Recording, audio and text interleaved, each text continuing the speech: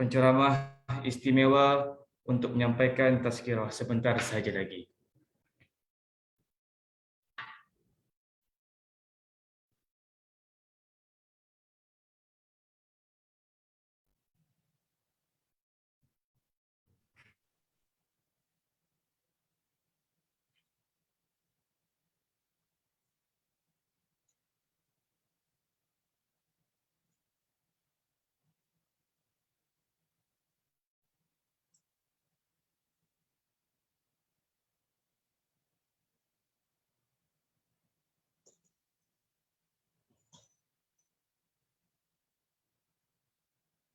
Kuat tak sini tu?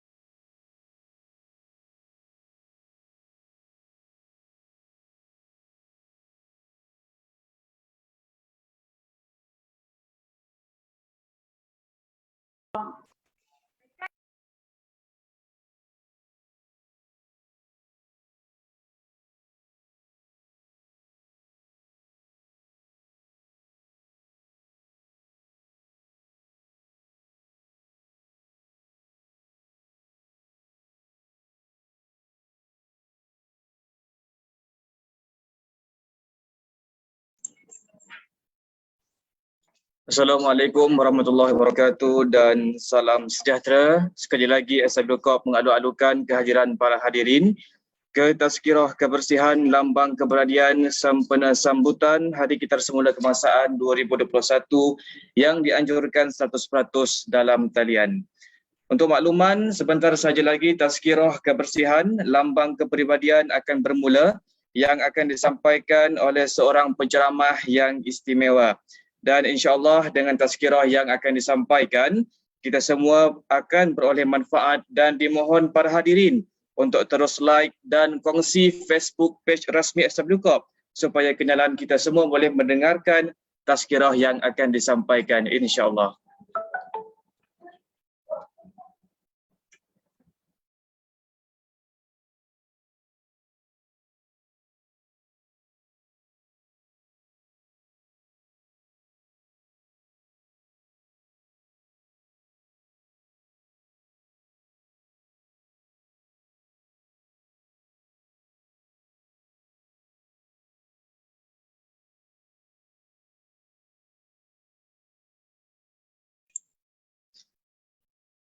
Assalamualaikum warahmatullahi wabarakatuh dan salam sejahtera. Yang berusaha Tuan Haji Ismail bin Mukhtar, Ketua Pegawai Eksekutif SWCOP. Yang berusaha Tuan Haji Muhammad Rizwan bin Abidin, Timbalan Ketua Pegawai Eksekutif Pengurusan SWCOP. Yang berusaha Tuan Ayah Zulkifli bin Tambici, Timbalan Ketua Pegawai Eksekutif Teknikal SWCOP. Pengarah-pengarah SWCOP. Yang berbahagia Datuk Ustaz Muhammad Kazim alias Assalamualaikum Datuk. Waalaikumsalam warahmatullahi wabarakatuh. Dan seterusnya para hadirin yang sama-sama menyaksikan Tazkirah Kebersihan Lambang Kepribadian Sempena Sambutan Hari Kita Semula Kebangsaan 2021. Alhamdulillah pada hari yang mulia ini kita masih diberikan kesihatan untuk sama-sama hadir dalam majlis ilmu walaupun dianjurkan secara maya. Semoga kita semua beroleh manfaat dan keberkatan daripada Allah Subhanahu Wa Taala, insya-Allah. Sebelum itu, untuk memberkati majlis ilmu kita pada pagi ini, dijemput dan dipersilakan Yang Mulia Raja Muhammad Helmi bin Raja Abdul Jalil untuk memimpin bacaan doa. Dipersilakan.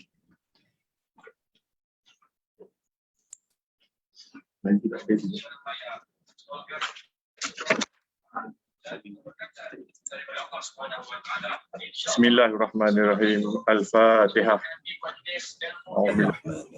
Bismillahirrahmanirrahim. Alhamdulillahirabbil alamin. Ar-Rahmanir-Rahim. Shiratal ladzina an'amta 'alaihim ghairil maghdubi 'alaihim waladdallin. Bismillahirrahmanirrahim. Alhamdulillahirabbil alamin wassalatu wassalamu ala asyrafil anbiya'i wal mursalin wa ala alihi wa ashabihi ajmain. Ya Allah, ya Tuhan kami, hanya kepadamu sahaja tempat kami panjangkan kesyukuran di atas segala rahmat dan berkat-Mu. Ya Allah, ya Rahman, ya Rahim, bersempena dengan majlis tazkirah sempena sambutan Hari Kita Semula Kebangsaan ini, kami memohon inayah dan taufik-Mu, kurniakan kesejahteraan dan kebahagiaan kepada kami. Bukakanlah hati-hati kami, lapangkanlah dada kami supaya kami dapat mengisi ilmu dan pengetahuan yang berguna. Limpahkanlah cahaya petunjuk untuk kami terus melaksanakan tanggungjawab dengan adil ke arah negara bersih, indah dan sejahtera. Ya Zal Jalali wal Ikram. Kami memohon agar satukan dan perteguhkan hati-hati kami. Siramilah hati kami dengan cahaya ketakwaan. Jadikanlah kami di bawah lindungan-Mu. Kami memohon kesejahteraan dan kebahagiaan berkekalan untuk kami di dunia dan di akhirat. Ya Rahmanu ya Rahim. Ya Allah, jadikanlah pertemuan kami ini sebagai satu pertemuan yang dirahmati dan perpisahan kami pula selepas ini sebagai satu perpisahan yang diberkati dan dilindungi. Jauhkanlah kami dari segala bala bencana, kebinasaan, redakan dan lenyapkanlah wabak COVID-19 dari muka bumi ini dan apa-apa perkara yang menjauhkan kami daripada rahmat-Mu. Jadikan kami hamba-hamba-Mu yang bersyukur. Allahumma ja'al jam'ana hadzal jam'ar marhuma wa tafarruqan min ba'dihi tafarruqan ma'suma wa la taj'al Allahumma fina wa la ma'ana wa la man yatba'una wa shakiyyan wa la maqdudan wa la makruma.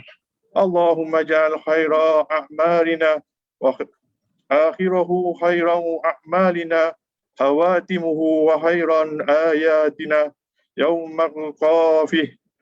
Allahumma fil lana dhunubana wal ikhwanina alladhina sabaquna bil iman wa la taj'al fi qulubina lillagil ladzina amanu rabbana innaka raufur rahim. Rabbana atina fid dunya hasanah wa fil akhirati hasanatan wa qina azaban nar. Wassallallahu ala sayyidina Muhammad wa ala alihi wa sahbihi wa sallam. Walhamdulillahi rabbil alamin. Taqabbalallahu minna wa minkum. Minna wa minkum taqabbal ya karim.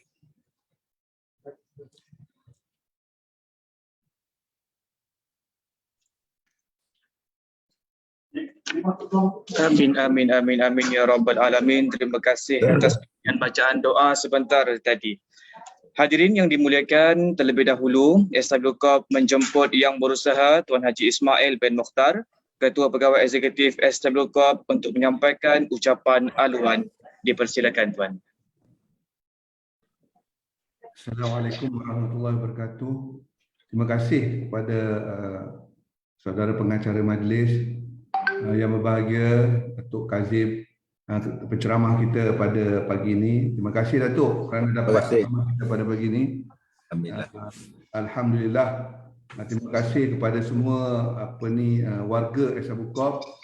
Tujuan kita buat ceramah ni Datuk untuk kita meraihkan hari kita semula lah. Dalam setahun sekali insya-Allah kita akan raikan hari kita semula.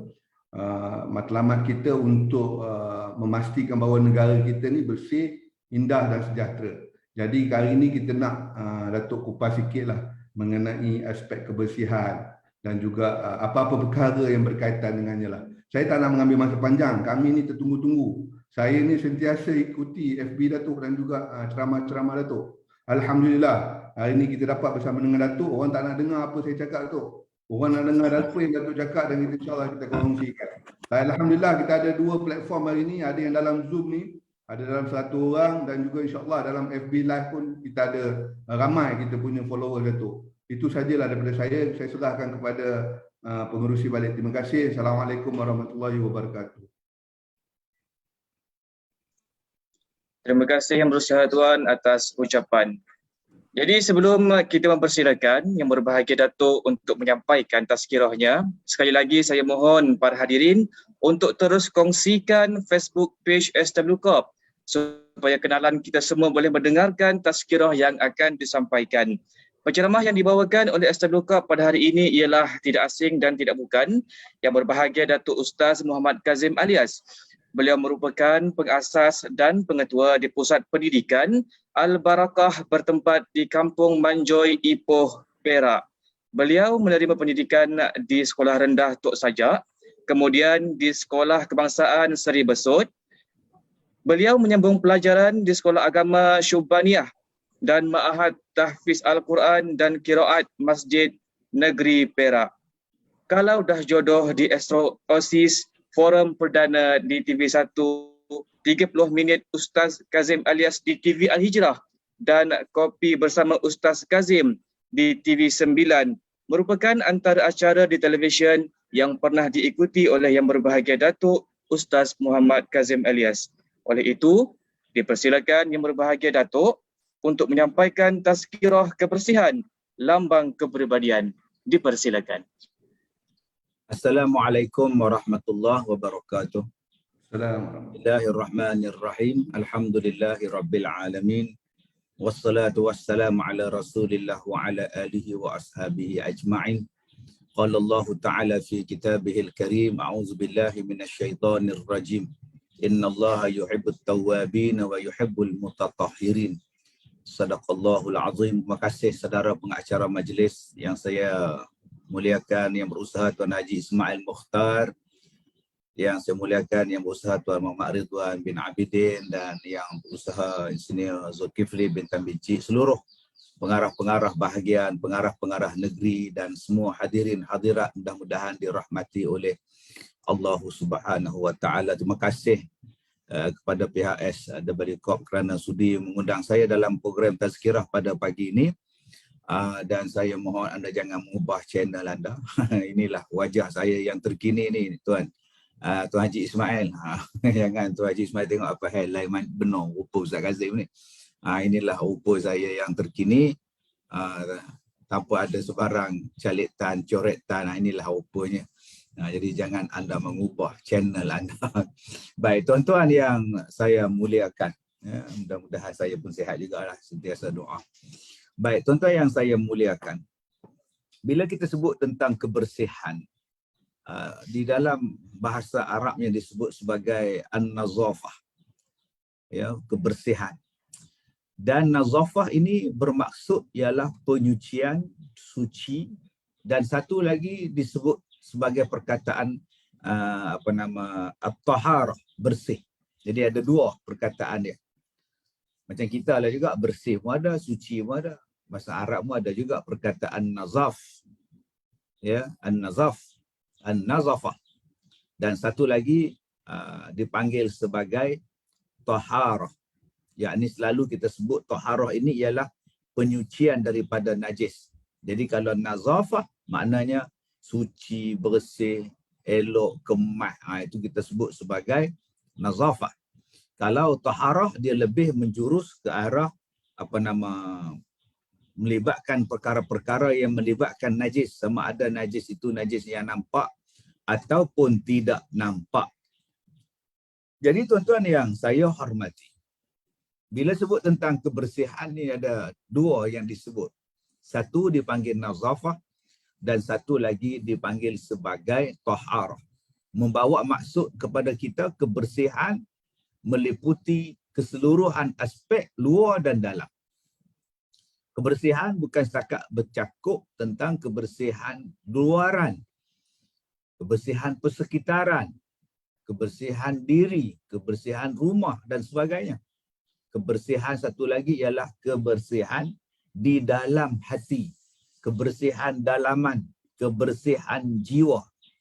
Sebab itu bila kita sebut tentang kebersihan, kita mesti tak boleh lepas daripada kebersihan hati. Kalau dalam luaran kita bersih, tapi fi qulubihim marad, tapi dalam hati itu ada penyakit, ada kekotoran, maka belum dikira sebagai suatu kebersihan. Begitu juga kalau kebersihan dalaman cantik, ya, bersih hati ni cantik, tapi persekitaran pula tak cantik, pengotor pula, yang tu pun tak jadi juga. Maka an-nazaf dan at-taharah kena gabung dua-dua sekali, baru jadi cantik. Perkataan ataupun pergabungan perkara di dalam agama kita ni banyak berlaku. Misalnya disebutkan kepada kita tentang sembahyang. Bila sebut sembahyang, wa aqimus salah wa atuz zakah, dirikan sembahyang dan bayarkan zakat. Maknanya kalau sembahyang tapi tak ada bayar zakat, sembahyang tak ada makna. Ataupun bayar zakat, sembahyang tak buat, tak guna pula zakat tu. Nak letak di mana pahala zakat? Jadi dua-dua kena buat seiring. Sembahyang kena buat, zakat kau kena bayar. Begitu. Ya, begitu juga iman.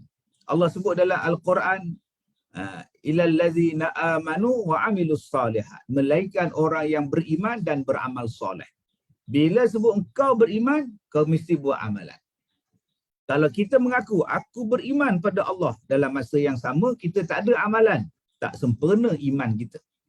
Ataupun buat amalan soleh, puasa rajin, sembahyang rajin, semua rajin, tak beriman pula pada Allah, pun tak ada makna juga.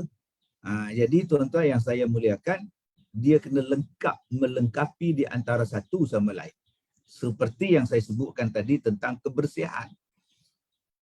Tetapi selalunya kebersihan dalaman akan ditonjolkan kepada kebersihan luaran.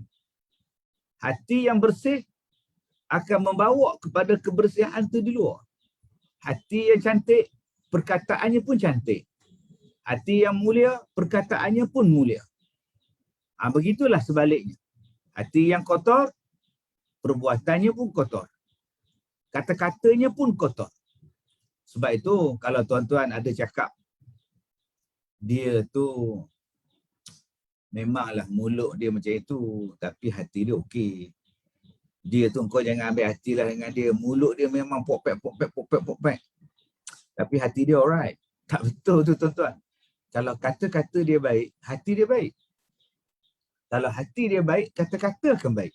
Sebab itu manusia suka melihat kepada zahir, luaran. Asyik duk maki orang, duk maki hamun orang, ngutuk orang, dia ni hati ni kenapa ada masalah ke? Jadi kalau kita jumpa orang tu diam je, selalu cakap yang baik-baik je, maka hatinya pun insya-Allah bersih. Baik tuan-tuan yang saya muliakan, saya nak bawa kepada tuan-tuan satu hadis Nabi SAW yang berbunyi, Innallaha tayyibu yuhibbut tayyib. Sesungguhnya Allah Ta'ala ni baik dan dia suka kebaikan. Nombor satu, kita nak sebut tentang kebersihan hati dulu. Allah Ta'ala ni baik dan dia suka pada kebaikan. Apa maksud? Saya nak sebutkan bersih hati dulu. Jangan pandang buruk pada Tuhan. Allah tu baik. Allah tu baik. Innallaha tayyibun, Allah Ta'ala tu baik. Sebab apa saya cakap macam itu? Sebab ada orang kata Allah tu tak baik. Kenapa Allah bagi saya sakit? Kenapa orang lain sihat? Kenapa saya tak ada anak? Orang lain tak kahwin pun ada anak. Macam mana cerita? Dia tanya kita pula. Kenapa saya miskin? Orang lain kaya? Kenapa? Kenapa? Kenapa? Seolah-olah Tuhan tu tak adil pada dia. Nabi sebut Allah tu baik. Ialah kalau baik, kenapa saya tak ada anak? Saya dah buat macam-macam dah. Perubatan tu lah. Allah tak bagi anak. Kenapa? Sebab Allah baik. Baik bukan maknanya semua minta bagi. Bukan. Allah Ta'ala ni maha mengetahui sama ada awak layak atau awak tak layak. Awak boleh atau awak tak boleh. Allah tahu untuk awak tak ada anak. Sebab apa? Sebab Allah tahu kau tak boleh. Bila kita melawan fitrah yang Allah Ta'ala bagi, banyak masalah akan datang. Contoh, saya buat satu contoh lah. Dia tak ada anak. Berbelas tahun kahwin tak ada anak. Akhirnya, dia bela anak angkat. Sebab nak anak sangat, dia bela anak angkat. Jadi, bila anak angkat tu dah besar, umur 12-13 tahun, dia pening kepala dengan anak. Dengan merokoknya, mencuri. Akhirnya dia hantar anak dia ke rumah saya. Minta saya tolong tengok selama seminggu. Saya kata boleh. Duduklah dengan saya. Saya pun ajar dia duduk dengan dia, bawa dia mengajar ceramah siang malam ke hulu ke hilir. Nak pelagi budak ni training. Saya pun dah cukup seminggu, mak dia, bapak dia datang ambil. Mak angkat dia, bapak angkat dia datang ambil. Bye-bye lah. Assalamualaikum. Bye-bye. Jumpa lagi. Balik. 2 jam lepas tu, mak dia call saya. Ustaz, ada tak hilang kamera? Kamera? Kejap saya tengok. Ada tak hilang jam? Jam. Jam saya pun hilang, kamera saya pun hilang. Dia kata barang ustaz tu ada dengan anak saya dalam beg dia. Seminggu duduk dengan saya, dia curi barang saya. Mak angkat dia kata malunya saya ustaz. Ingatkan dia berubah lah rumah ustaz. Mencuri tetap mencuri. Menyesal saya ambil dia ustaz jadi anak angkat saya. Kalaulah saya tak ada anak hari tu, aman hidup saya ustaz. Tak ada pening kepala mikirkan dia. Pergi rumah orang mencuri, duduk dalam rumah sendiri mencuri. Apa punya panjang tangannya ustaz. Oi malu makcik ustaz. Oi kata dia. Kalau macam ini tak ada anak tak apa. Memang awak tak ada anak pun. Tapi awak tak puas hati dengan Tuhan. Awak cari juga anak. Konon-kononnya nak anak juga. Sekarang pening. Sebab tu apa yang Allah Ta'ala bagi, baiklah. Baru ni kawan saya datang 3-4 hari lepas. Saya tanya dia, anak kamu berapa sekarang ni? 13. Menyandar saya. 13 anak tuan-tuan. 2 pemain simpanan ni. Kalau main bola cukup 2 pemain simpanan, 11 pemain utama. Agak-agak injek seorang boleh ganti lagi 2 orang. Wow, 13 orang. Subhanallah, alhamdulillah. Digelar.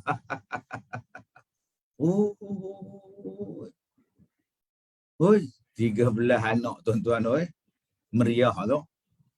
Kalau menikah dua nanti 26 orang. Buatnya seorang ada 5 anak. Oi. 1 oi tuan-tuan.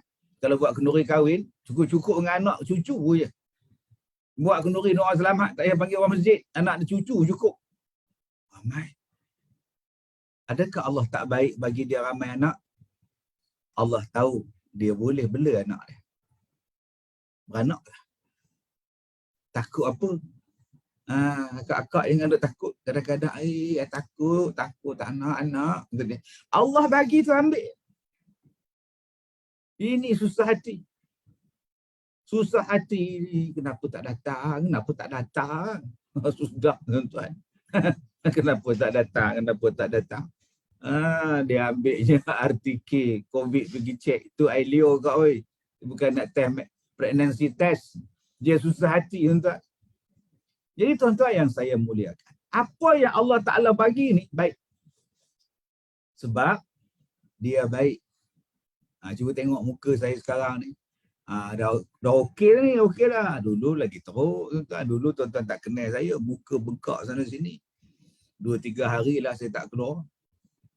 Mata tak boleh buka. bengkak sana sini, masuk minggu ketiga, minggu kedua tinggal parut. Nah, sini parut, sini parut, sini parut, sini parut, banyak benar parutnya. Ini telebesen pun tak boleh masuk ni, jenuh makeup artis tu makeup nak tutup cover ni. Adakah Allah jahat jadikan muka saya berubah sakit sampai sekarang? Tak. Allah baik. Apa yang baik Ustaz? Muka Ustaz lain macam saya tengok sekarang. Supaya saya tak sombong. Allah turunkan, jangan sombong. Rupa ni tak lama. Supaya Allah naikkan darjat kalau saya sabar. Supaya Allah hapuskan dosa kalau saya redha. Supaya jadi pengajaran pada orang lain. Dan lepas-lepas saya dapat muka sakit macam ni, satu badan macam ni, tuan, saya kenal ramai orang. Tidak, saya tak kenal. Ada yang produk pengusaha pramoga datang. Pomegranate, bukan Dr. Vida tu, orang lain. Dia suruh sapu di muka. Nun datang daripada Georgia. Dibawanya dari Georgia, Eropah. Allah. Kalau saya tak sakit, jangan kata Georgia. Makcik Leha pun saya tak kenal. Saya dapat orang daripada Bagan Datuk. Dia bagi krim makcik dari Singapura, satu kotak dia hantar. Saya sekarang boleh buka produk kecantikan dah, tuan-tuan. Punya banyaknya orang hantar ubat. Ada benda lain yang Allah Ta'ala nak bagi. Sebab itu Allah Ta'ala tu baik. Dan Allah Ta'ala kata, yuhibbut tayyib. Nabi kata Allah suka kebaikan. Jadi tuan-tuan yang saya muliakan, Allah tu baik dan Allah suka kebaikan. Jadi, nombor satu, bersihkan hati kita. Jangan cakap Allah tak adil, Allah zalim. Allah ni, Islam ni dia bagi layanan kelas kedua bagi orang perempuan. Contohnya dia duk faham je tu. Semua orang perempuan kena buat, orang lelaki tengok TV, tengok Manchester United je. Tengok bola je. Saya yang buat kerja rumah semua. Orang lelaki tengok Cristiano Ronaldo je. Nasib baik menang 3-2. 4:30 pagi bangun nak tengok pakcik Ronaldo siu main bola. Yang isteri tu mengemas, memasak apa semua. Akak, itu Islam tak salah kak. Yang salah kak yang pergi cari kaki bola tu buat apa? Akak yang salah pilih dia. Orang dah cakap jangan ambil orang yang pemalas jadi suami, akak ambil buat apa? Adakah akak nak salahkan Allah? Akak yang pilih dia. Bila akak dah sukakan dia, Allah bagilah. Nikahlah. Tanggung sendiri. Sebab tu Nabi suruh pilih. Ada yang pilih cantik, ada yang pilih keturunan, ada yang pilih harta, ada yang pilih kerana agama. Kata Nabi, pilihlah yang beragama. Nabi dah pesan. Jadi kalau berlaku sesuatu yang tak elok kepada kita, jangan salahkan Allah lagi. Sebab Allah tidak pernah zalim. Wa ma zalamahumullah walakin anfusahum yazlimun. Allah tak pernah menzalimi kamu. Kamu yang menzalimi diri kamu sendiri. Okey, jadi tuan-tuan, dalam hadis ni Nabi mengajak kita buat baik. Buat baik pada siapa? Diri sendiri. Lagi orang ramai. Lagi pada alam. Saya sekarang antara ubat yang saya buat, tuan-tuan, yang saya hormati untuk penyakit saya ni, antara ubat yang saya buat ialah saya kena mandi di sungai. Okey, mandi pada air terjun yang laju, mandi minta sihat. Buang. Okey. Saya pun mencari-cari mana sungai aku nak mandi. Sebab saya takut kencing tikus. Kan nak buang penyakit, dapat pula penyakit kencing tikus. Tak huru-hara, tuan-tuan. Adakah salah tikus yang kencing merata-rata ni? Nama pun tikus. Mana ada tanda awam untuk tikus? Ada public toilet untuk tikus? Tak ada, tuan-tuan. Dia belasah dia je. Kenapa tikus datang ke sungai? Habis tu, awak berkelah di sungai. Sisa makanan awak buang dekat dengan sungai. tulang ayam, tulang ikan, tulang daging, nasi, lauk, burger. Lampin anak pun buang di sungai. Kita berenang-berenang di sungai, menyelam, naik obor-obor atas kepala dia. Obor-obor apa pula ni? Rupa lampin budak, tuan-tuan. Hoi, penuh berkering. Kemudian kita tak salahkan tikus. Siapa sebenarnya yang salah? Allah dah jadikan sungai itu bersih. Allah dah jadikan persekitaran cantik. Allah dah bagikan daun-daun yang cantik. Allah dah bagikan air yang bersih. Tapi awak yang bersihkan atau awak yang mengotorkan. Sepatutnya kita jaga kebaikan. Yang ni yang tuan-tuan, yang banyak orang tak faham makna baik. Jadi tolong buat kebaikan. Sebab Allah Ta'ala suka kepada kebaikan. Begitulah dalam bidang kerja kita. Tuan-tuan kerja di SW Corp ni, Perbadanaan Pengurusan Sisa Pekerja dan Pembersihan Awam ni. Kerja tuan-tuan ni mulia. Sungguh saya baru ni ceramah dengan Majlis Bandaraya Ipoh. Tajuk kebersihan juga. Saya kata, orang yang kerja duk ketik sampah, berapa ramai tuan-tuan yang tahan lori sampah, bagi bunga kat dia. Tahan pekerja yang duk angkat sampah tu, bagi hadiah kat dia. Kalau mereka tak buat kerja tuan-tuan, kalau tak ada orang-orang macam ni, bertimbun sampah, busuk satu taman, berulat, belalat.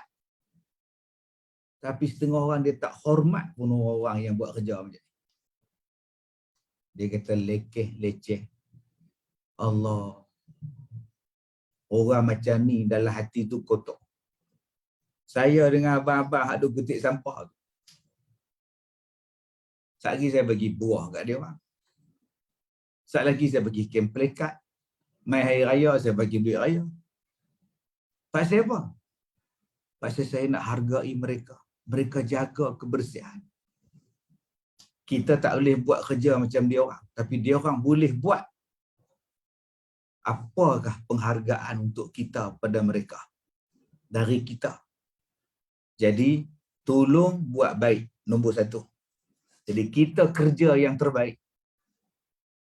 Buat yang terbaik di tempat kerja kita.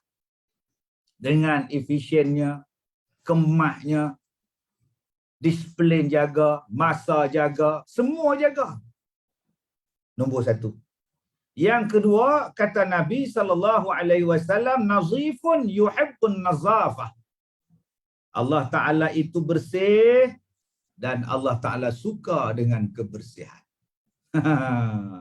Tuan-tuan yang saya muliakan, kalau kita tengok dalam diri kita ni, ada beberapa benda yang disebut oleh Nabi SAW tentang bersih. 5 benda. Kata Nabi, khamsun minal fitrah, al-khitan, wal isti'dad, wa natful ibti, wa taqlimul azfar, wa qassus syarib. 5 benda bersih, 5 benda fitrah yang kita kena ada. Pertama kata Nabi apa dia? Al-khitan. Bersunat. Bersunat. Nabi suruh bersunat. Hari ni ada bapa datang jumpa saya, dia kata, Ustaz, budak perempuan nak kena sunat. Saya kata sunatlah, bersih. Nabi suruh sunat. Tak, kalau saya tak nak sunat je mana?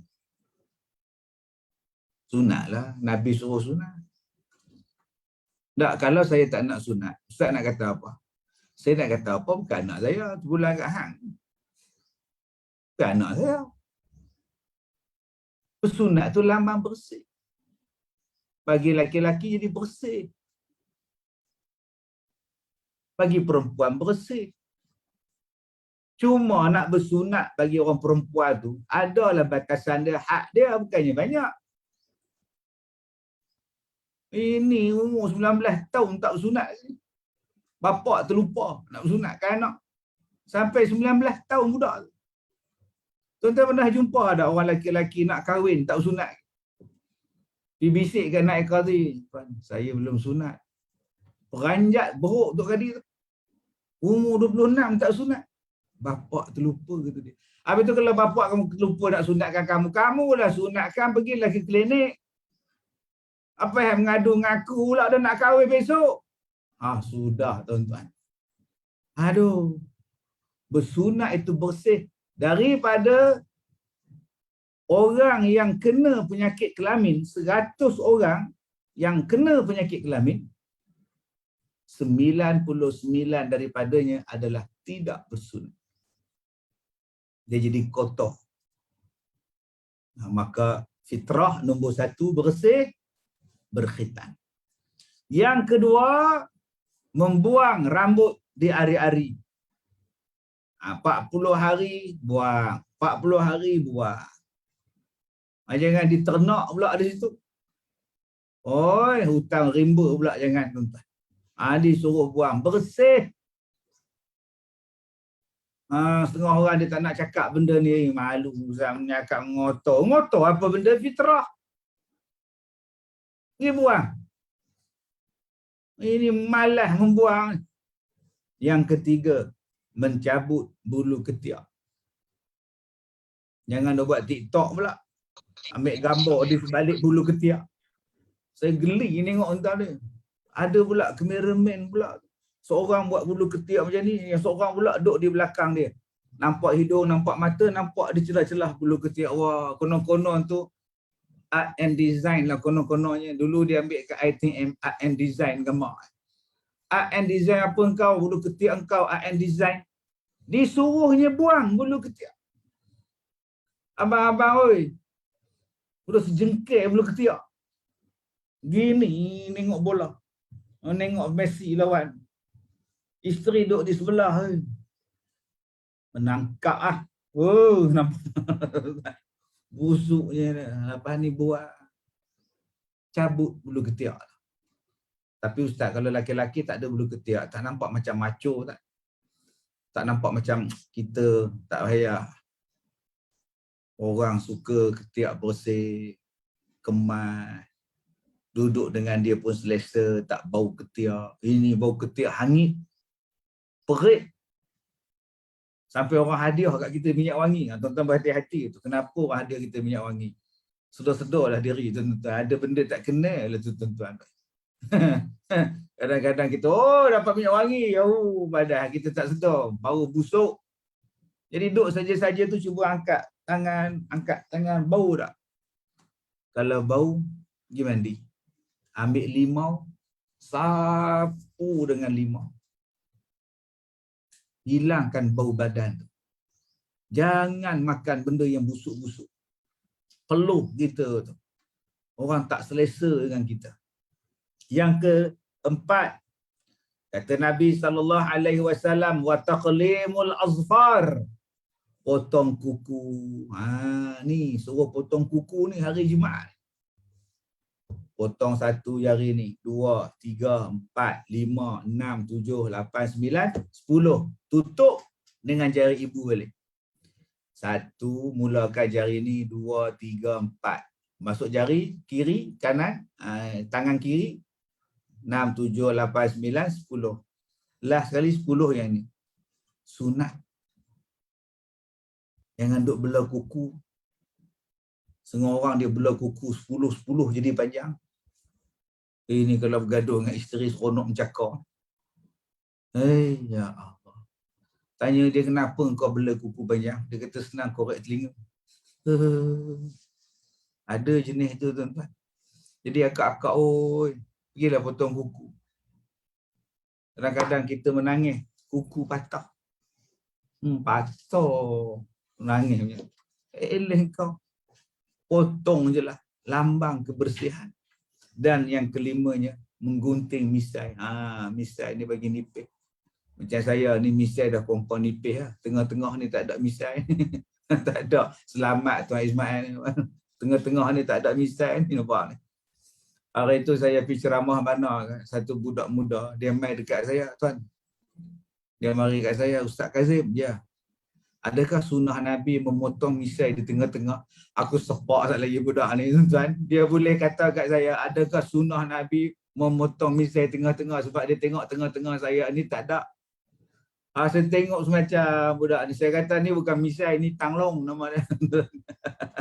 Nak buat macam mana? Tengah-tengah tak ada misai.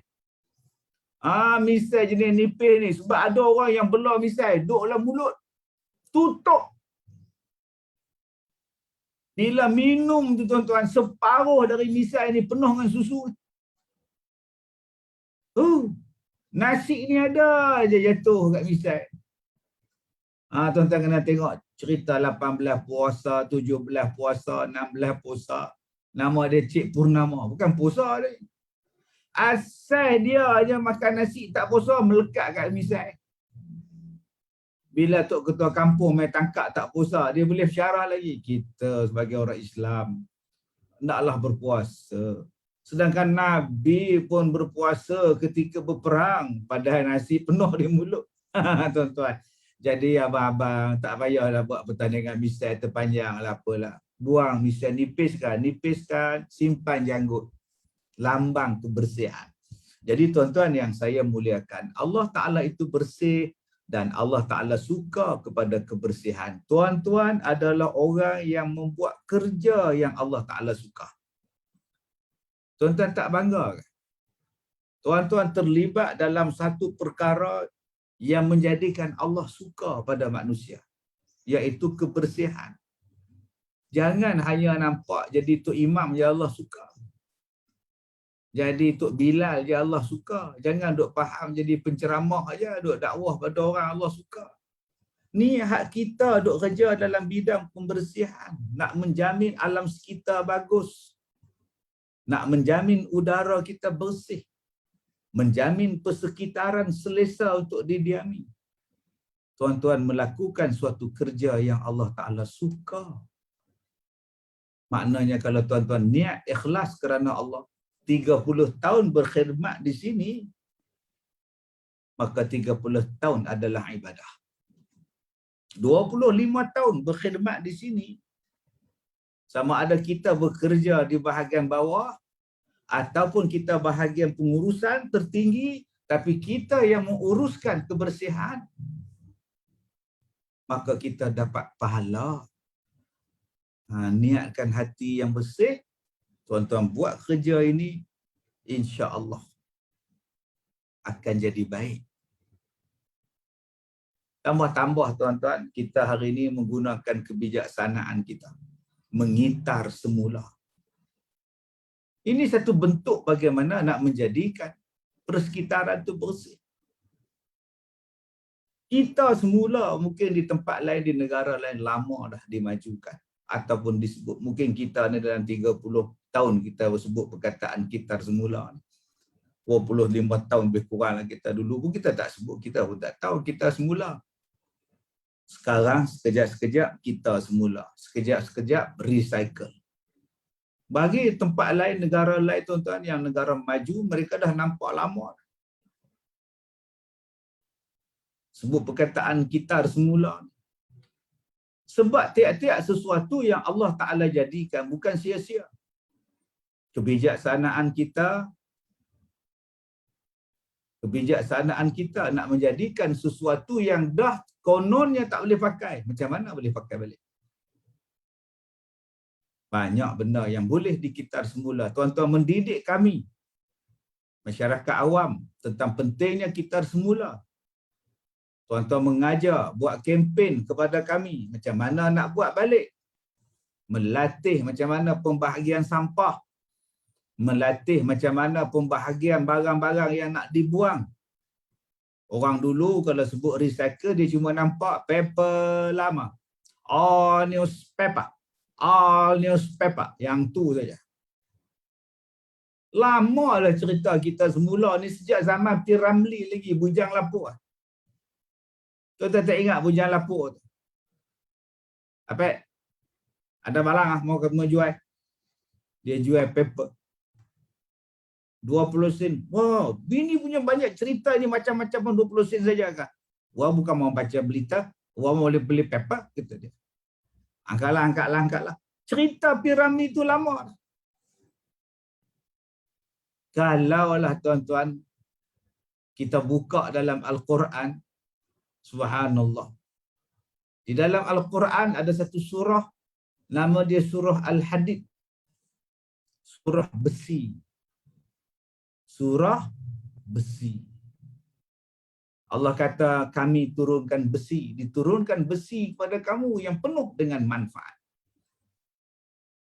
Kalaulah orang Islam, kita orang Melayu, orang Islam, mengambil pengajaran daripada surah Al-Hadid. Lama dah orang Melayu kaya jadi tokek besi. Tapi sayang tuan-tuan, siapa yang mengusahakan besi buruk? Siapa yang jadi tokek besi? Kata Allah, besi itu terlalu banyak manfaat pada manusia. Walaupun dia buruk, dia boleh diperbaharui. Walaupun besi itu buruk, dia boleh di-recycle. Cuba tengok kereta yang di-recycle, besi yang kemudian di-recycle jadi benda yang baru. Teknologi inilah yang kita kena ada tuan-tuan, mendidik masyarakat. Kita memandang lekeh kepada orang yang buat perusahaan perniagaan besi buruk. Tapi mereka lah yang menjadi jutawan sekarang. Nak cari kepala lori, nak cari pintu kereta, nak cari bonet kereta, nak cari enjin kereta, pergilah cari. Sekecil-kecil benda besi dia orang simpan. Sampailah kepala kapal terbang mereka kalau nak jual, mereka boleh jual. Kita kadang-kadang tak nampak benda ni. Ada orang yang beli bas. Apa kau beli bas buruk? Rupanya dia buat restoran bas. Dia jual siakap 4 rasa dalam bas. Wah, bas tu didekorate jadi restoran. Jual pula siakap 4 rasa. 1,700. Tuan-tuan bayangkan. Ini tak ada kena mengenai dengan siapa ni tuan-tuan. Cerdik. Dia boleh ambil kapal terbang jadi restoran. Masya Allah. Dia buka kapal terbang satu keping, dia pasang balik, dia buat business class. Kita nak terbang, 2 tahun kita kena COVID, nak terbang ke mana? Maka dia datang satu idea. Aku nak beli kapal terbang, aku nak buat restoran. Pasang aircon, bubur TV, sebiji duduk dalam business class, first class. Engkau tak boleh rasa first class yang terbang betul-betul. Kau duduk dalam first class. Masya Allah, walaupun tak terbang kapal terbang. Macam-macam bentuk gitar semula kita boleh buat. Allahu Akbar kabira. Daripada kertas, daripada plastik, daripada logam, daripada kaca, tidak pernah Allah Ta'ala jadikan sesuatu benda itu adalah sia-sia. Maka kitalah yang menggunakan kebijaksanaan kita. Bagaimana kita nak majukan balik benda-benda tadi. Kemudian kata Nabi yang ketiga, Karimun yuhibbul karam. Allah Ta'ala itu mulia. Dan Allah Ta'ala suka kemuliaan. Allah Ta'ala mulia. Allah Ta'ala tu bukan hina. Okay? Allah Ta'ala mulia dan dia suka kemuliaan. Tuan-tuan yang saya muliakan. Apa makna mulia? Mulia maknanya karamah. Karim. Orang Melayu sebut keramat. Keramat Tok Bidan lanjut. Di Kemunting Taiping tu ada kubur. Kubur Tok Bidan lanjut. Dia orang kata ada keramat di situ. Kita di Kuala Lumpur ni, kita di Kuala Lumpur tu Datuk Keramat lah kan. Keramat maknanya kemuliaan. Tuan-tuan, jom kita cari sesuatu benda yang boleh memuliakan kita. Manusia adalah makhluk yang mulia. Laqad khalaqnal insan fi ahsani taqwim. Jangan rendahkan kemuliaan manusia yang Allah bagi. Orang Islam adalah orang mulia. Jaga status orang Islam. Kita adalah duta Islam. Jangan buat perangai buruk. Muliakan diri kita. Macam mana Ustaz? Janji ditepati. Kalau tak boleh berjanji, jangan berjanji kalau tak boleh dilaksanakan. 2, muliakan orang lain. Hormatkan orang lain. Orang lain akan hormatkan kita. 3, berperibadilah dengan peribadi macam Rasulullah. Orang kafir pun segan dan hormat pada Rasulullah. Maka kita pun kena berperibadi macam peribadi Nabi. Baru orang hormat kita. Yang keempat, sebaik-baik lelaki adalah lelaki yang paling baik pada isterinya. Maka suami yang baik pada isteri dia, maka dia juga akan baik di luar rumah dia. Abang-abang, hormat isteri abang. Abang adalah orang yang mulia di dalam agama kita. Yang kelima, bagaimana nak jadi orang yang mulia? Nak jadi orang yang mulia ialah mempunyai suatu sifat, suatu sikap yang boleh dipercayai oleh orang-orang yang lain. Kalau kita tidak mempunyai sifat itu, kita belum dikira sebagai mulia. Tuan-tuan yang saya muliakan, maka Allah Ta'ala suka kepada benda yang baik. Allah Ta'ala itu mulia dan suka kepada kemuliaan. Kemudian kata Nabi SAW, Jawadun yuhibbul jud. Allah Ta'ala itu dermawan dan Allah Ta'ala suka kepada kedermawanan. Allahu Akbar. Saya senyum je. Daripada awal ceramah tadi 8.40 sampai sekarang ni tuan-tuan 9.18 duk senyum tak habis. Sebab senyum tu sedekah. Saya duk tengok Tuan Haji Ismail kita duk senyum je tuan-tuan. Dia duk sedekah. Sedekah pada pukul 8.30 sampai 9.19. Senyum ni sedekah. Cuma saya pesan nak senyum bila ada orang. Jangan duduk seorang-seorang pun senyum. Tu tak orang nak sihat. Lupa makan ubat. Tapi kita sekarang ni senyum pun tak nampak. Semua pakai face mask. Ambil gambar pun tak nampak. Yang nampak mata senyum ke tidak dia ni? Okay. Senyum. Senyum tu tentang sedekah. Hari ni kita sebut sedekah subuh. Dah popular dah sekarang sedekah subuh. Lepas sembahyang subuh, dia ambil RM1 buat dalam tabung dalam rumah ni. Setiap pagi derma, setiap pagi derma. Cukup 20 hari, anak minta duit COD sampai. Duit itulah dia beli COD pula. Asyik ayam goreng tu. Saya taklah marah tuan-tuan, taklah saya tegur tuan-tuan nak buat sedekah subuh dalam tabung dekat dalam bilik tuan-tuan tu. Tapi kita sekarang kan dah boleh transfer online. Masuk akaun masjid RM2, RM10, RM5 setiap pagi. RM1. Sedekah lepas subuh. Transfer je. Yang tu lagi sampai. Kalau kita bulan tabung dalam rumah kita, tak sampai. Duduk dalam rumah bila masa sedekah. Melainkan dapat pahala niat. Okey. Yang seterusnya tuan-tuan. Fanazifu arahu qala afnitukum wala tashabbu bil yahud. Maka bersihkanlah olehmu tempat-tempatmu. Nabi pesan. Nabi kata fanazifu, bersihkan tempat kamu.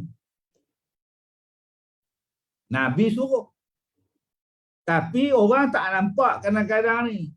Pengurusan sisa pepejal dan pembersihan awam ni, kadang-kadang setengah orang dia tak nampak.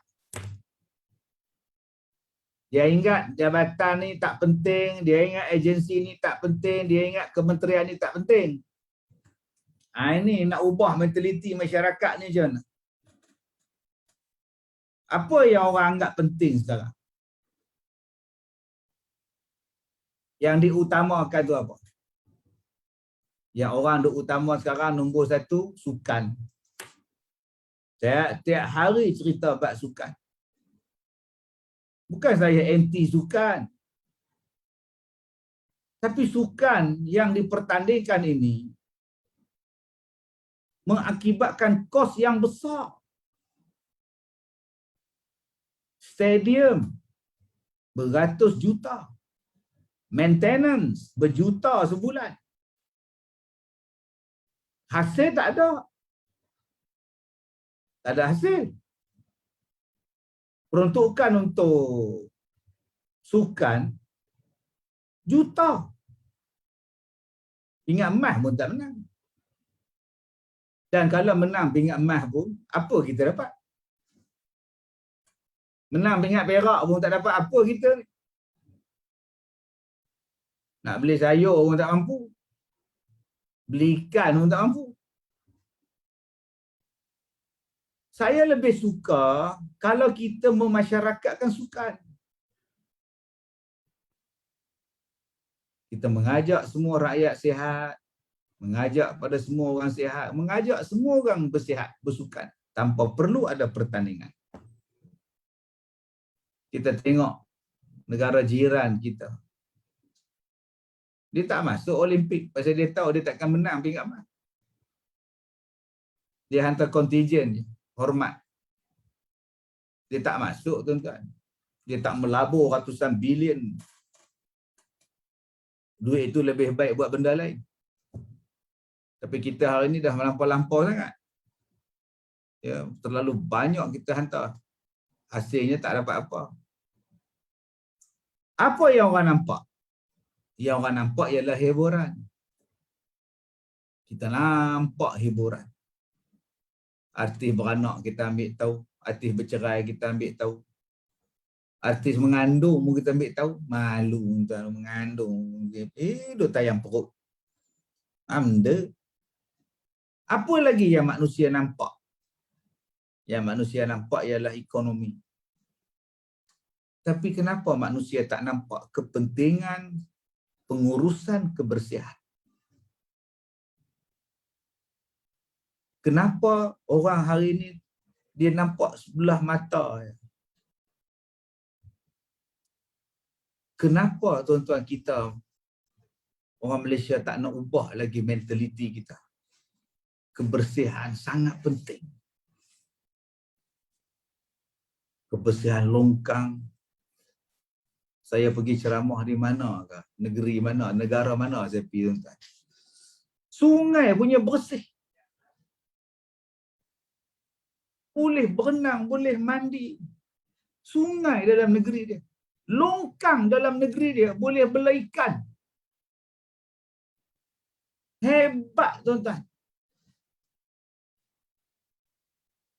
Ada negara yang saya pergi, ludah di khalayak, ludah di tempat awam saman. Kita bukan setakat ludah, kencing khalayak ramai.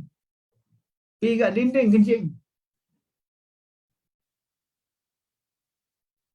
Ada negara yang kita pergi, chewing gum diharam jual. Kita bawa bekal pada Malaysia, makan kat airport ngok. Tengok tak boleh. Nak buang kat mana ni? Lalas telan chewing gum. Melekat dalam perut. Peraturan. Mereka buat undang-undang. Tandas bersih. Kenderaan awam bersih. Malah kalau mereka menconteng dekat rumah flat mereka conteng, ditangkap dan dipenjarakan. Malah ada yang disebat kerana menconteng dinding. Vandalism. Tuan-tuan yang saya muliakan. Saya, bila tuan-tuan buat program sambutan hari kita semula kebangsaan, buatlah tuan-tuan. Bagi masyarakat macam saya ni tahu, masyarakat awam macam kami ni tahu. Buat kempen besar-besaran, tiap-tiap hari sebut. Bila manusia selalu diperingatkan dia akan ambil berat. Sebab Nabi sebut dalam hadis tadi, Allah Ta'ala suka kepada kebersihan. Dan kata Nabi, afniyatakum wala tashabbahu bil yahud.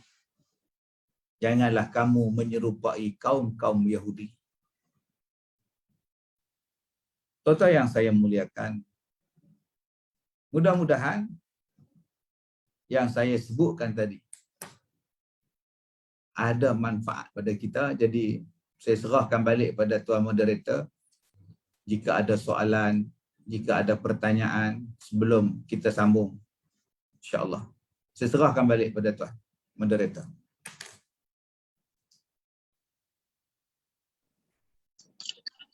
Baik, terima kasih yang berbahagia Datuk Ustaz Muhammad Kazim Ilyas. Jadi kita akan pick random soalan dah ya, kalau ada daripada rakan-rakan dan sahabat-sahabat kita di Facebook Live. Sekiranya ada soalan boleh diutarakan dan disampaikan melalui komen-komen, dan insya-Allah saya akan bacakan komen-komen tuan-tuan dan puan-puan.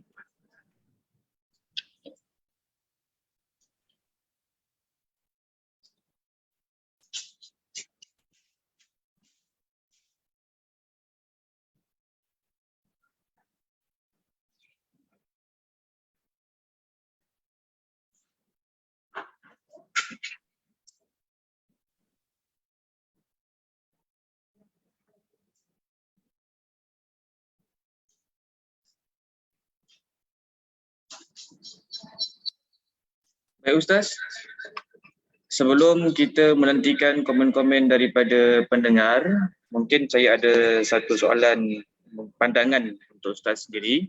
Ya. Apakah daripada aspek dalam agama, dalam menjaga kebersihan itu sendiri, supaya kita tanggungjawab menjaga kebersihan tu merupakan tanggungjawab semua orang. Bukan kita berikan tanggungjawab tu kepada agensi-agensi tertentu. Macam mana pandang daripada situ? Betul. Pendidikan yang paling penting sekali daripada bagaimana kita nak membentuk masyarakat kita mementingkan kebersihan. Kerana budaya kalau aku tak buang sampah, apa kerja dia orang? Kalau aku tak buang sampah ni, apa kerja dia orang? Dia perangai dia macam tu. Ada setengah masyarakat kita perangai suka buat kekotoran, suka membuang sampah, suka tak peduli dengan sampah dengan alasan akan ada orang yang buat untuk membersihkan balik. Ini yang saya katakan tadi pada peringkat awalnya ialah pendidikan. Kita masa di sekolah dulu kita dah buat cantik dah. Cikgu-cikgu sekolah ajar dah. Jadual kebersihan kelas kita dah buat. Kita buat kelas terbersih kita dah buat.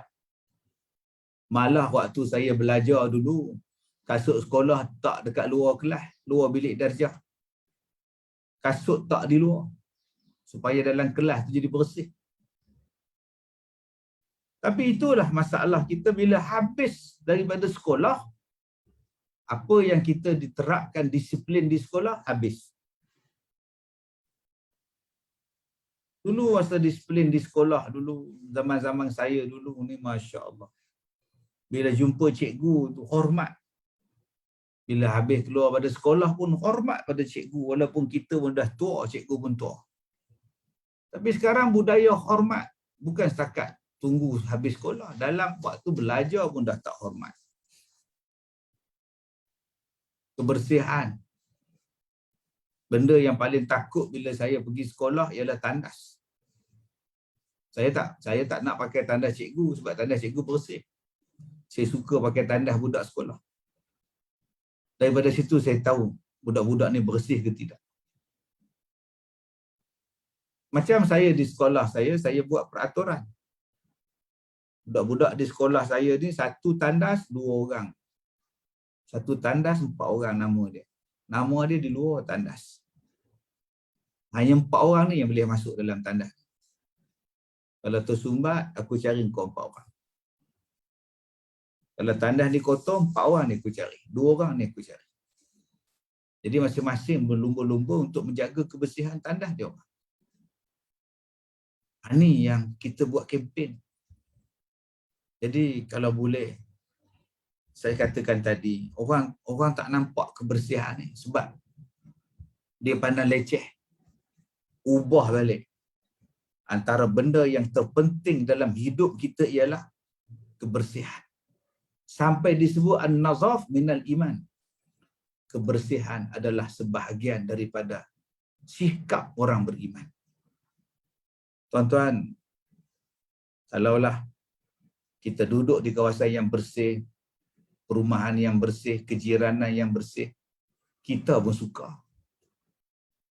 Ini buang sampah daripada tingkat 18, tingkat 20. Bocor, kena di bawah kepala tu bocor, tuan. Ini lempar. Saya cukup benci orang yang buang sampah daripada kereta. Dia buka cermin tingkap, dia lempar. Kena motor. Uyuh hayang driver motor. Saya tak boleh tengok, tuan-tuan. Orang buang sampah, dia bersihkan kereta dia di tempat parking awam. Dia bawa keluar tempat lapik kaki, dia ketuk-ketuk, dia buang sampah, buang kotak Milo, buang kotak kacang, kulit kacang. Dia belah. Kereta dia bersih, tempat kotak. Sebab itu, selain daripada pendidikan, saya rasa penguatkuasaan kena dikuatkuasakan supaya orang lebih mementingkan kebersihan. Dan yang ketiga, nak tak nak, peruntukan untuk orang yang menguruskan sisa pekerja dan pembersihan awam ini ditambah. Sebagaimana ditambahnya peruntukan untuk acara-acara sukan yang tadi saya sebutkan peruntukan. Kebersihan, kita sekarang bukan setakat menguruskan rakyat Malaysia yang asal. Hari ini kita terpaksa menguruskan kebersihan berjuta-juta pendatang daripada luar negara. Dalam tempoh 30 tahun sampai 20 tahun ini, kadar peningkatan penduduk di Malaysia meningkat luar daripada semula jadi. Peningkatan hidup manusia bermula dia mengandung dan dilahirkan.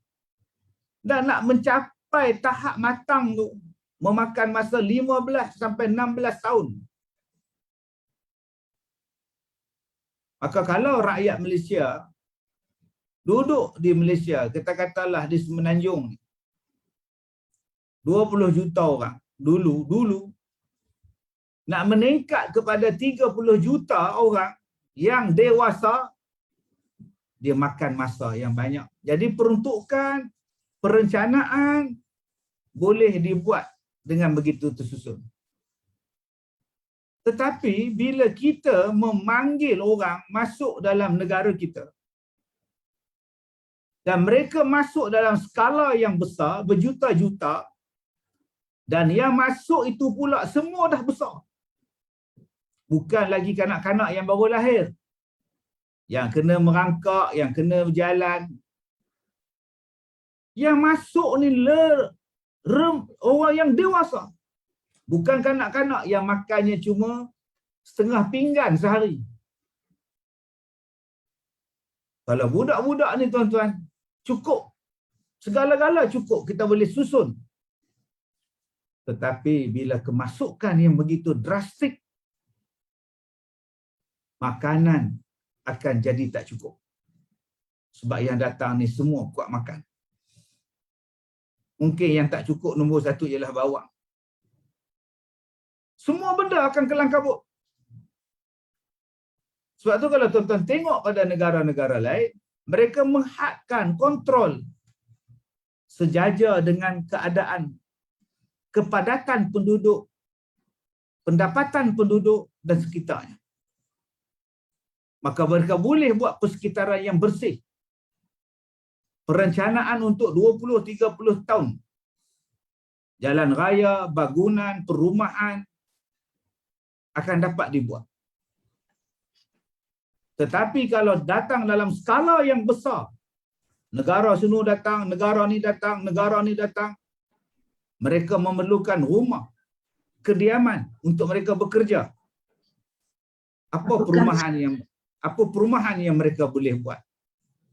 Maka di situ akan timbul banyak masalah kerana perancangan kita tak setara dengan kemasukan mendadak. Sebab itu tuan-tuan yang saya muliakan, kena kaji balik benda ini. Bukan saya anti pendatang pula, bukan. Sebab kadang-kadang orang yang nak menguruskan pekerjaan itu tak sebanding dengan jumlah penduduk yang meningkat berlipat kali ganda dalam tempoh yang singkat. Sedangkan kita memerlukan kos untuk gaji, kos untuk kenderaan, kos untuk mesin, kos untuk peralatan. Dan semuanya itu memerlukan bajet. Kadang-kadang bajet tidak sampai dan tidak selaras dengan kepadatan penduduk. Maka bila dah tak terkawal, maka jadilah macam-macam kesan dia. Persekitaran yang kotor, penyakit, dan mutu pembersihan, kerja-kerja pembersihan tidak dapat dilaksanakan dengan baik. Jadi inilah yang perlu dikaji semula benda-benda ini. Wallahu a'lam. Baik Ustaz. Kita ada terima daripada soalan daripada penonton kita di Facebook Live daripada Ayumi Yumi. Soalannya Ustaz, apakah tips yang terbaik untuk mendidik generasi muda tentang kebersihan? Dipersilakan Ustaz. Baik, terima kasih pada Ayumi Yumi. Tuan-tuan yang saya muliakan, saya takut tuan-tuan, kebersihan ini orang tak nampak sebagai satu bentuk kepentingan dalam bernegara. Kerana kepentingan kebersihan ini, dia juga mencakupi bidang ekonomi. Kalau negara tu bersih, ekonomi akan naik. Dan ekonomi akan naik dalam pelbagai bentuk. Bersih akan mendatangkan rahmat. Bersih akan mendatangkan kasih sayang Tuhan. Bersih akan mendatangkan keberkatan. Bila mak bapak bersih, menyediakan makanan yang bersih, maka anak-anak akan jadi sihat. Jadi sebelum kita nak didik anak kita jadi pembersih, kita mak bapak kena bagi bersih. Makanan yang bersih. Saya lihat contohnya. Kita nak masuk dine-in sekarang ni, kita kena ada 2 dos suntikan. Kita tunjuk kita punya MySejahtera, sijil, pasport tak kira lah. Tunjuk dah kuning dah tu, okey lah. Maknanya aku sihat. Aku telah divaksin. Kita pun ambil suhu. Suhu kita cantik. 35.8, 36 cantik. Kita pun sanitize tangan kita. Cantik. Tapi perasan ataupun tidak, kita yang buat suntikan vaksin, kita yang buat suhu, kita yang buat sanitize, masuk dalam satu restoran yang kebersihan dia pun tak ada. Dan kita tak kisah pula, tikus sebesar-besar kucing duduk belakang kedai dia. Apa makna kita jaga kebersihan tadi? Apa makna kita nak pastikan kita sihat, sedangkan kita makan pula benda tak sihat? Sebab tu kadang-kadang saya senyum. Tapi apa saya boleh buat? Saya bukan mak bapak. Mak bapak cukup dos vaksin. Mak bapak jadi sihat. Masuk pada kedai sihat, masuk kepada restoran yang tak menjual makanan yang sihat. Apa makna tuan-tuan? Makanan yang penuh dengan kolesterol, makanan yang penuh dengan bahan perasa, makanan yang penuh dengan MSG, makanan yang penuh dengan lemak, yang penuh dengan benda yang boleh menyalutkan jantung dengan lemak. Tuan-tuan faham tak maksud saya ni? Restoran apa? Dengan bangganya tunjuk saya sihat. Nampak ni, saya punya My Sejahtera. Tapi awak bagi makan anak awak makanan yang tak sihat. Makanan segera. Apa makna suntikan kita?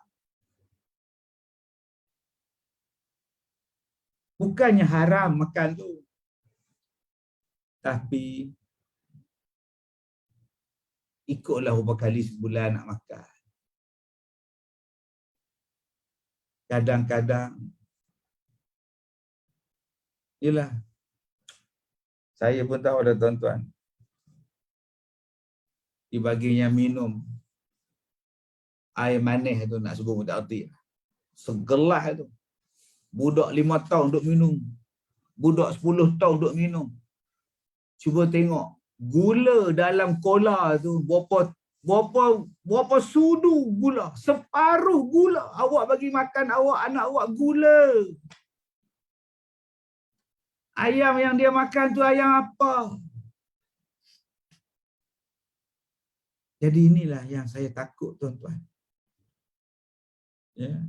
Semua pakat tegur moderator ni. Baru nak senyum, baru nampak senyum moderator. Tuan-tuan ya. Dia orang tak tengok saya tau, dia orang tengok moderator. Hebat moderator ni. Kan ada yang tanya pula, moderator dah kahwin ke belum? Baik, tuan-tuan yang saya muliakan. Yang ketiga, kebersihan daripada rumah. Kalau kita menyediakan anak-anak yang bersih dan pembersih, sekolah selesai masalah. Di sekolah pun bersih. Kalau sekolah membekalkan pelajar-pelajar yang bersih, masyarakat akan jadi bersih. Dan kalau kita tahu tanggungjawab kita, insya-Allah kita akan bantu pihak-pihak yang terlibat dalam kerja-kerja pembersihan awam. Mereka akan mudah buat kerja. Saya kadang-kadang saya sedih, kadang-kadang dalam masa yang sama saya jadi bangga. Dalam satu yang sama saya jadi sayu. Bila saya tengok pekerja-pekerja yang terlibat dalam bidang pembersihan sanggup terjun dalam longkang nak cari benda yang sumbat pasal banjir. Boleh terjun dalam air tu. Ada kawan pegang tali pula. Dia turun nak buang kayu ke apa ke dalam longkang.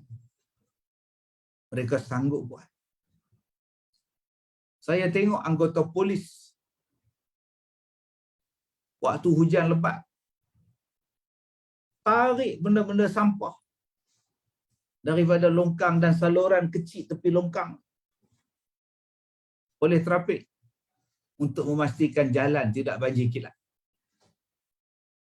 Dan saya juga rasa sayu dan bangga bila tengok orang awam sama-sama tuan-tuan buang sampah, kutip sampah yang menghalang laluan air yang menyebabkan banjir. Sebab tu saya kata pengurusan sisa pekerja dan pembersihan awam bukan satu agensi, bukan satu jabatan yang kecil anak. Dia adalah sumber ekonomi. Negara bersih, rahmat datang. Negara bersih, pelancong datang. Negara yang bersih, rakyat sihat. Bila rakyat sihat, kos pengurusan perubatan akan rendah. Kalau masyarakat duk sakit manjang-manjang, berapa banyak hospital kena buat, kos perubatan akan meningkat. Bila kebersihan akan buat menjadikan udara bersih. Bayangkan udara tidak bersih, berapa pula kos sungai, nak bersihkan sungai, bilion. Nak bersihkan sungai saja bilion tuan-tuan. Sebab itu saya katakan kebersihan bukan benda kecil. Kalau kita boleh didik anak-anak kita tentang konsep kebersihan dan kitar semula kepada anak-anak kita, sebenarnya kita membantu negara kita untuk menjaga ekonomi dan mengawal ekonomi kita. Wallahu a'lam. Baik tuan-tuan dan puan-puan, kita fokuskan kepada sesi tazkirah pada pagi ini ya. Jadi Ustaz, untuk soalan yang seterusnya daripada Syarifah Zakaria. Apakah cara terbaik menegur masyarakat yang suka buang sampah di tempat awam? Silakan Ustaz. Sekarang kalau tegur, awak siapa? Dia tanya kita balik. Saya selalu juga saya tengok dalam YouTube, ada orang buang sampah dekat traffic light, dia buka kereta dia, cermin kereta dia, dia buang sampah. Dan ada orang yang naik basikal, yang naik motosikal, ambil sampah tu balik, buang dalam kereta orang tu. Hanya orang yang ada keberanian saja yang boleh buat macam itu. Kita, yalah, saya kalau perangai saya lah, kalau tak ada tempat saya nak buang sampah, kalau ada sampah yang perlu saya buang, saya bubuh dalam poket saya. Plastik ke, kertas ke, bubuh dalam poket. Nanti jumpa tong sampah, saya buang. Saya rasa malu kalau saya buang sampah depan orang ramai. Saya buang sampah merata-rata, saya malu. Jangan kata nak buang sampah, saya malu. Nak ludah di lantai pun saya malu. Kadang-kadang saya lari ke belakang bangunan, ludah dalam longkang. Semata-mata nak ludah ni cari tandas. Sebab saya malu orang tengok ludah saya. Saya malu nanti kahak yang saya buang tu datang benda lain duk hurung, saya malu walaupun orang tak nampak. Macam mana nak tanam perasaan malu tu pada diri kita? Macam mana tuan-tuan? Tak ke perasaan itu hanya datang bila kita kuatkan konsep beragama? Bila kita tekankan konsep beragama, Islam agama kebersihan.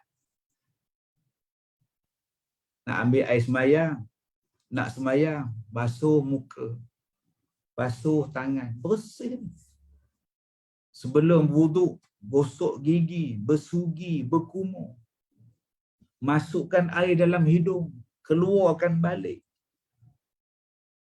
Allahu Akbar. Orang Islam penuh dengan mandi. Mandi orang Islam ni tak berhenti.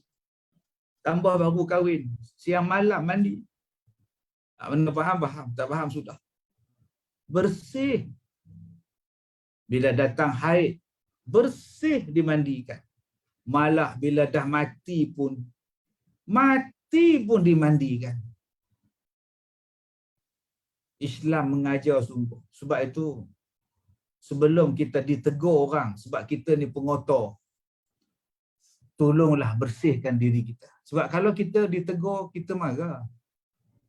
Kalau orang tegur kita, kita marah. Kalau gitu, janganlah kita ditegur. Pejabat kita bersih. Ini di situlah buat kerja, situlah makan nasi, situlah tumpah. Bila tumpah nasi, tumpah ikan bilis, tumpah kuih, semut datang. Bila semut datang, orang sebelah marah. Bila semut datang, semut panggil pula, lipas. Sini ada makanan, ya ke? Lipas pula datang. Kita yang menyediakan sesuatu tempat untuk benda-benda ni datang. Jadi jangan sampai bos kita tegur, jangan sampai kawan kita tegur, sebab bila tegur, kena gaduh. Kalau gitu, jaga kebersihan masing-masing. Engkau jaga tempat engkau, aku jaga tempat aku, sama-sama bersih. Jiran seronok, pejabat seronok, kita numpang kereta orang pun seronok. Ini dahlah numpang kereta orang, makan koci pula dalam kereta. Buang pula kulit koci dalam kereta. Tak apa, nanti vacuum. Yang ketiga, kalau terpaksa dibuat kempen, kita buat dah. Sampai tempat sampah tu kita buat. Dilarang membuang sampah di sini. Arahan Datuk Bandar. Arahan saja tuan-tuan, lagi banyak sampah dia buang. Seorang saja mulakan sampah, yang lain akan ikut. Seorang saja menconteng di dinding, ramai akan menconteng. Sebab itu jangan jadi orang yang pertama untuk menconteng. Jangan menjadi orang yang pertama buang sampah. Dan yang keempat, kalau tuan-tuan boleh berani untuk menegur, tuan-tuan tegur. Walaupun kita tukang sapu, kita cleaner. Cik, buanglah sampah di tempat dia, encik. Tegur ya. Ataupun kalau tak nak tegur, tengok je dia buang sampah, tengok. Saya kalau orang buat macam tu, dia buang sampah ke, dia tinggalkan bekas minuman dia atas seat dia ke, tempat duduk dia, saya tengok. Tegur orang, lain jadi dia, saya tengok. Lama-lama dia tahu kita tengok, dia ambil, dia buang. Kena ada orang menegur. Dan cara teguran itulah yang kena bijak. Jangan sampai naik tangan, naik kaki bergaduh hanya kerana sampah. Jadi gunakanlah kebijaksanaan bagaimana kita nak menegur. Wallahu a'lam. Baik Ustaz, mungkin ini adalah soalan yang terakhir. Sebenarnya kita banyak menerima soalan daripada penonton-penonton di siaran langsung Facebook SMBK. Jadi soalan yang terakhir Ustaz, daripada FB Nazahari. Apakah nasihat Ustaz kepada segelintir masyarakat, khususnya dalam kebersihan Ustaz? Ya, terima kasih pada yang bertanya. Yang pertama sekali, tunjukkanlah kita sebagai orang Islam. Dan bawa sifat kita sebagai Islam, Muslim dalam kehidupan. Sebab tu, Tuan Moderator, saya ni Tuan pengurusi sekolah pondok, pengurusi sekolah tahfiz. 16 tahun saya buka sekolah ni. Di antara aspek pertama yang saya buat ialah kebersihan. Kalau tuan-tuan datang melawat sekolah saya, masuklah mana-mana tandas, insya-Allah bersih. Walaupun di sekolah saya ni ada lebih 160 buah tandas. Pakailah mana-mana pun, insya-Allah bersih. InsyaAllah pintunya ada selap. InsyaAllah airnya ada. InsyaAllah tali pumpnya ada. InsyaAllah tempat flashnya tak rosak. Kita cuba buat. Kita cuba buat di sekolah ni. Asrama yang bersih, katil yang bersih, kelas yang bersih. Kita buat lantai yang bersih, cantik.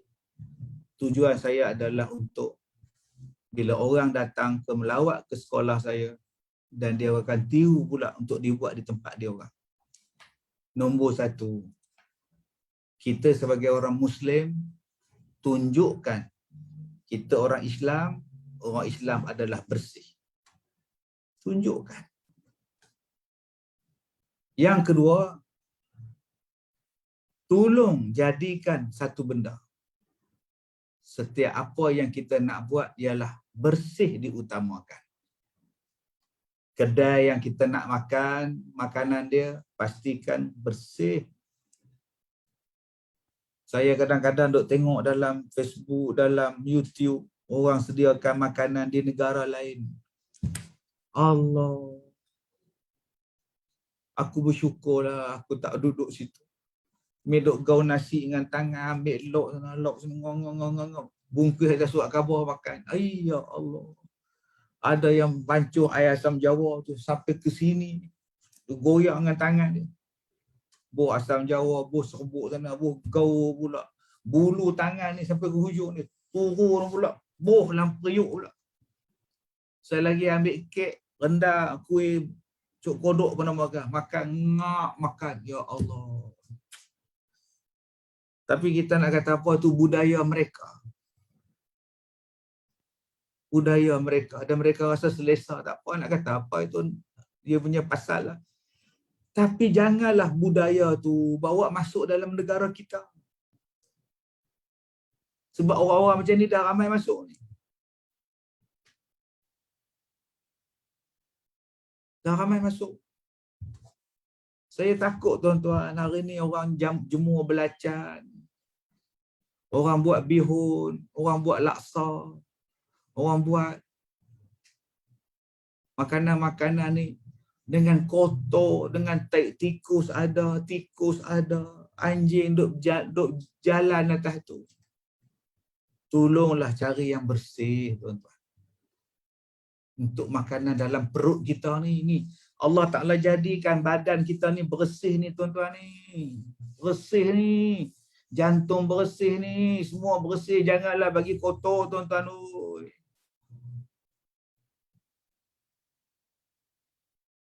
Sebab tu ni peranan nak bagi masak bersih ni, peranan mak ibu sangat mulia. Yang ketiga, saya minta pada tuan-tuan, jom kita jaga kejiranan. Janganlah buang sampah depan rumah jiran. Lori tak sampai 3 hari berkulat rumah jiran.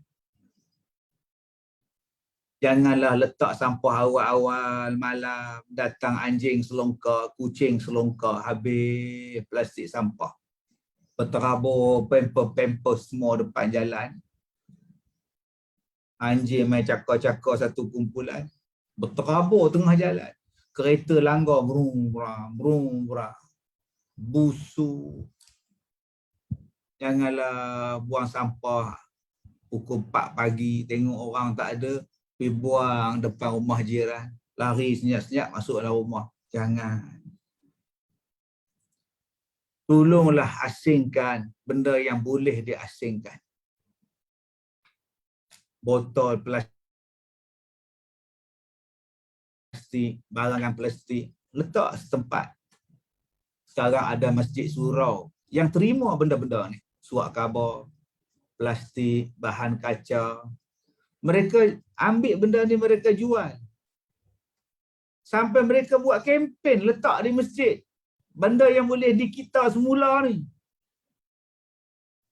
Jadi kita betul-betul buang sampah aja. Tapi sampah yang boleh dimanfaatkan balik, kita letak setempat. Akan ada orang datang kutip, akan ada orang datang beli, jual. Sedekah ke orang duit tu. Jangan kita rasakan bahawa segala sampah adalah sampah. Kita kena didik diri kita. Ini bukan sampah. Ini benda yang boleh dikitar semula. Boleh menjana pendapatan. Dan yang ni boleh kita infakkan. Jadi tuan-tuan, dah sampai masanya kita menjadi pengguna yang bijak, masyarakat yang bijak. Dan kita bantu pihak-pihak dan agensi dan jabatan yang menguruskan kebersihan menjalankan tanggungjawab dengan baik. Mereka tidak akan berjaya melaksanakan cita-cita dan kempen tanpa sokongan dan pemahaman yang betul daripada kita masyarakat awam. Sama-samalah kita menghormati di antara satu sama lain.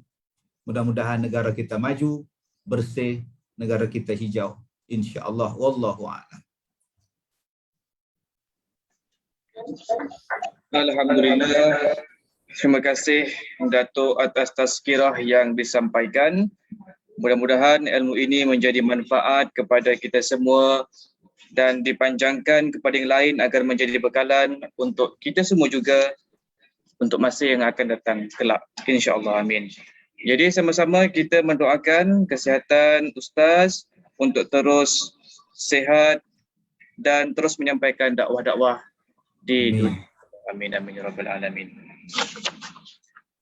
Hadirin yang dimuliakan, maka dengan ini tamatlah majlis ilmu yang telah disampaikan oleh yang berbahagia Datuk Ustaz Muhammad Kazim Alias. Sekali lagi SWCOP mengucapkan jutaan terima kasih kepada yang berbahagia Datuk atas ilmu dan para hadirin yang turut mendengarkan tazkirah yang disampaikan. Jadi sebelum mengakhiri majlis ilmu ini, SW Corp ingin mengajak tuan-tuan dan puan-puan untuk sama-sama menyertai pelbagai program anjuran SW Corp sempena sambutan Hari Kitar Semula Kebangsaan. Terdapat banyak aktiviti dan pertandingan yang dianjurkan dan semestinya hadiah lumayan menanti anda semua. Ikuti Facebook rasmi SW Corp untuk info lanjut. Sentiasa beringat untuk kekal patuhi SOP pencegahan COVID-19, jaga kesihatan dan jaga kebersihan. Berbahagia Datuk, tuan-tuan dan puan-puan, sekian dahulu daripada saya. Wabillahi taufiq wal hidayah. Wassalamualaikum warahmatullahi wabarakatuh. Waalaikumsalam warahmatullahi wabarakatuh. Syukran ya Ustaz. Syafakallah.